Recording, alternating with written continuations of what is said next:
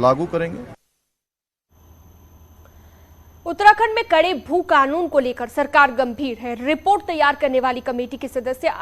अजेंद्र अजय का कहना है कि उत्तराखंड के निवासी अब पूरी जमीन नहीं बेच पाएंगे। पहाड़ी जिले में 5 नाली यानी कि करीबन 2 बीघा और मैदानी इलाके में 0.5 एकड़ जमीन यानी कि करीबन 3 बीघा जमीन जिसके नाम होगी वो जमीन नहीं बेच पाएगा, ताकि राज्य का कोई भी निवासी या फिर उसका परिवार भूमिहीन ना रहे। वहीं अब अहम बात यह भी है कि उत्तराखंड में दूसरे राज्य के निवासी सिर्फ 250 स्क्वायर मीटर जमीन खरीद सकते हैं। इसमें नए नियम के मुताबिक अब परिवार के एक सदस्य के नाम पर ही जमीन ली जा सकेगी और बाकी सदस्यों का आधार कार्ड भी खरीदार के साथ लिंक किया जाएगा, ताकि एक ही परिवार के सदस्य अलग अलग जमीन ना खरीद सके। पर्वतीय क्षेत्र है, पर्वतीय क्षेत्र में कम से कम न्यूनतम 5 नाली और मैदानी क्षेत्र में 0.5 एकड़ भूमि जिसके पास हो, उससे कम अगर उसके पास भूमि हो तो वो भूमि बेचने का अधिकार नहीं रखेगा, ताकि वो उसकी जो वो खुद भूमिहीन न हो सके, उसकी आने वाली पीढ़ियां भूमिहीन न हो सके। इसको दृष्टिगत रखते हुए हमने भूमिहीन की परिभाषा अपनी तरफ से संस्तुतियों में दी है।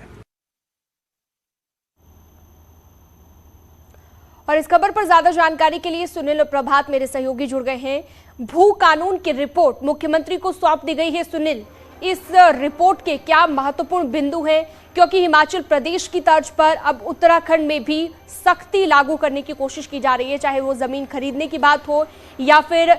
खेती को लेकर जमीन खरीदी जाती है लेकिन उस पर रिजॉर्ट बना दिए जाते हैं, बहुत सारी चीजें ऐसी रहती हैं। तो कुल मिलाकर देखें तो इस भू कानून के जो नया कानून है, जो रिपोर्ट सौंपी गई है मुख्यमंत्री को, क्या महत्वपूर्ण बिंदु है, विस्तार से बताइए।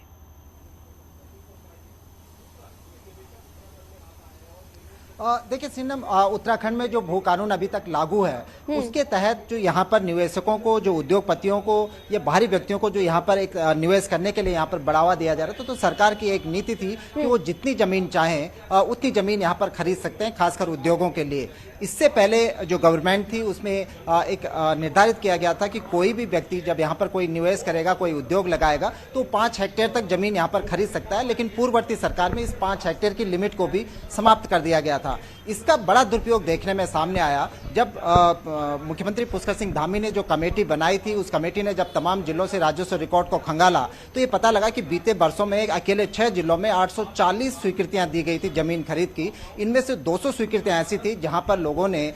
उद्योग या विभिन्न फर्म ने उद्योग लगाने के बजाय उनकी प्लॉटिंग कर दी, उनको बेच दिया गया, यानी कि भूमि का बड़े पैमाने पर दुरुपयोग सामने आ रहा था। इसको देखते हुए उत्तराखंड में एक ठोस भू कानून की मांग उठने लगी थी, ताकि जो यहाँ की बेशकीमती जमीनें हैं उनकी खरीद फरोख्त न हो सके, उनको खुर्द बुर्द न किया जा सके। कमेटी ने 1 साल बाद अपनी रिपोर्ट सौंपी और इसमें उन तमाम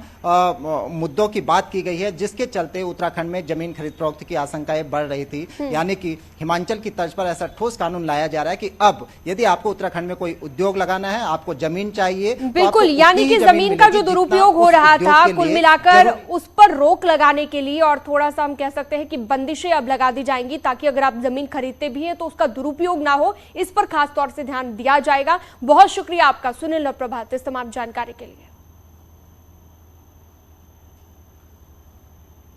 और चलिए आगे